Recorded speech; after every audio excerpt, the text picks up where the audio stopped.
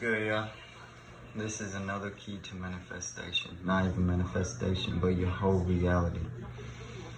When you make the change, your life will change. Not when your life has the change that you will change. Because we grew up in a society that, with the belief or the stories that we was told, once we experience this outcome, it would change us. Once we experience this person that loves us, it would change us.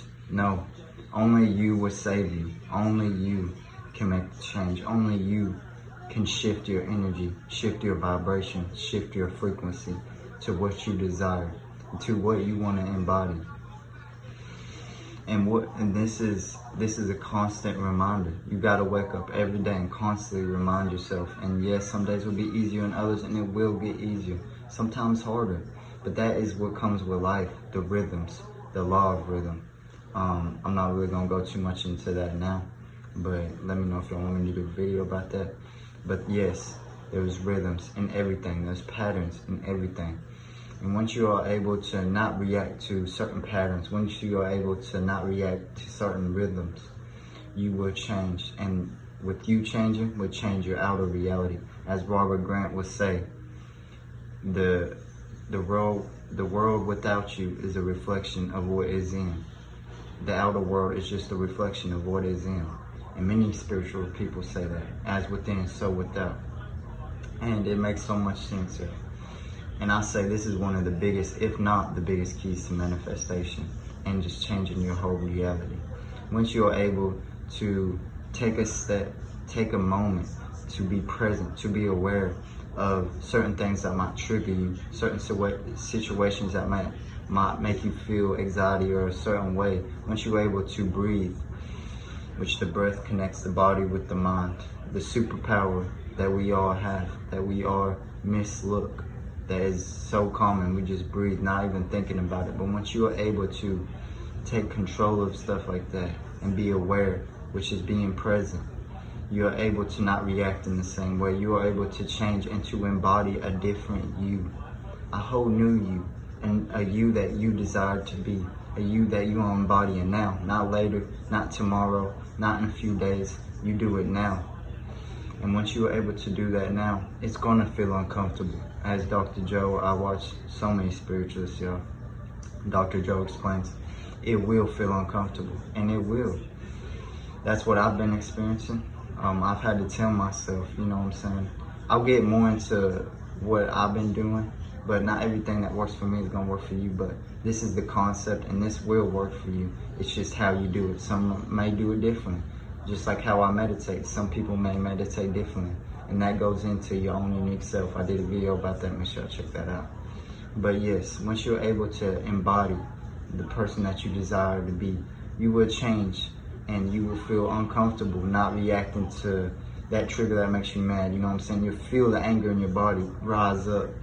And yes, if you need to get alone and express the anger, just act mad, you know what I'm saying? Just act mad. And then you realize, like, okay, that is really not worth it. But do not react to the person or to whatever in the same way that you did before, or with anger, or with upset, or with stress. Because that is what you are putting out. And what you put out is what will come back. So when you are able to do that, when you're able to be so aware that you are making second by second, choice by choice, the embodiment that you want to put out, the person that you desire to be, it will only result in your outer world.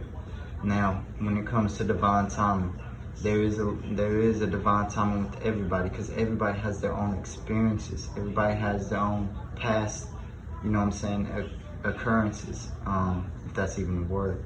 But they have past experiences, and all of us are different, some harder than others and some easier than others.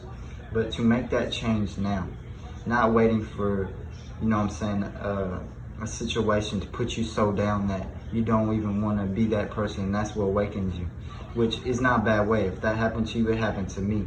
You know what I'm saying? I got so down, I got so tired of being tired, so tired of being stressed all the time, so tired of not being the person that I truly wanted to be, that it took a lot of mistakes, it took a lot of situations to put me towards that. And that is okay if it happens that way. But if you have the choice now, if you have the ability now, even being alive now, to create, to evolve, to spread love, to spread gratitude, and to get that back in return, experiencing that for your own self, for your own personal experience. Once you're able to do that now, it would the change would just, first of all, it would get more natural to you. And I'm not gonna say there ain't gonna be challenges, but there will be. But that's what separates them, the challenges being, you know what I'm saying, putting you down, to the challenges putting you up. Because once you are able to look at the challenges with a new perspective, with a new lens, saying that this will only elevate me, why is this here? Why is this here? And ask yourself the good questions. Good questions come to good answers. So ask yourself good questions. And then once you got the data gathered, and sometimes it's okay not to know. If you don't know, that is okay. Just know it is there to elevate you and take what you can take, the knowledge from it. Because that's another thing that, you know what I'm saying, it's easy for me to get caught up in. I'm watching all these podcasts, I'm watching all these spirituals. Sometimes I'm like, oh, I need to watch this video, I need to watch this video. It's okay. I will get the information that I need, and I trust myself. And that is a big thing in this transformation, in getting to your manifestation and embodying who you desire to be, is trust. Trusting yourself, trusting that their time will come, that the divine time will come, and that the unknown is not that scary, that is a new opportunity, and that the challenges are there to expand you. That is all to do with trust, and able to trust yourself better, but just have you trust others around you better, and your relationships. So it's really starting with you, and only you, and it can only start with you. So once you're able to make this change and to make this awareness, y'all, it will just, and you don't even have to, don't do it as a need, do it as a want. Dr. Joe explains this as well. Do it as an experiment. So just change your energy, change how you react, and see how that reflects your outer life. Do it for a week, 2 weeks. And if you don't see change then, it's still determined on you, and that's where the trust comes in, because everybody has their own divine timing once again. And I was getting caught up in this earlier in my awakening stage. I'm still early in it, honestly. I don't even know if I've been a year awakened, but that is why. And I think I'm an old soul, really, y'all. I really am an old soul, I'm pretty sure, but I don't know. I really think we're all kind of old souls at the end of the day, but we all came here for the same purpose. And for you to be alive right now means you have purpose, means you have meaning, means you have the chance to create, to evolve, and to access the reality that you truly desire, helping others and having that life, having that house, having everything. Not that that truly matters, but yes, we all want financial, or we all desire financial abundance. And in having that, don't let that be so determined on your happiness. But yes, celebrate that, be grateful for that, because you did do that, and you will do it, because you make the change now.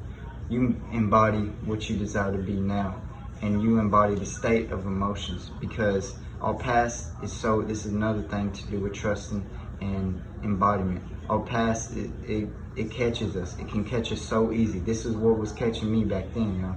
I was such a hostage to the past. I let the past determine my mood 24/7, because I was always thinking about it. And where you say, well, them thoughts come in my head, you gotta let them go. You can't give attention to them. There is some ways you can do this, a lot of ways. When a thought comes up that you truly don't desire to pay attention to or whatever, don't fight with it, because that just makes the thought stronger, and it's more than likely your ego, and your ego is just there to protect you. So show love to the ego. Be compassionate about it.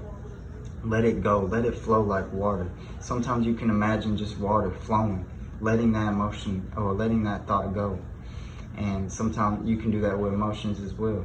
That's helped me a lot. Or just I'm pretty sure monks have did this and stuff. They just say thinking, because a lot of your thoughts are not even yours. And the thoughts that you choose, the thoughts that you choose to hold on to, the thoughts that you choose to keep rethinking, which will automatically become a belief, will embody you because them thoughts will translate into embodiment with belief, and then when you choose to hold on to them thoughts, it will just create your outer reality as well, because that is energy. You pay attention, that is your energy, that is your currency when it comes to reality. And another thing is your emotional state, because your emotional state does tie into your thoughts. Letting them emotions go, feeling and being present. Another thing with present, how this all ties in together, y'all.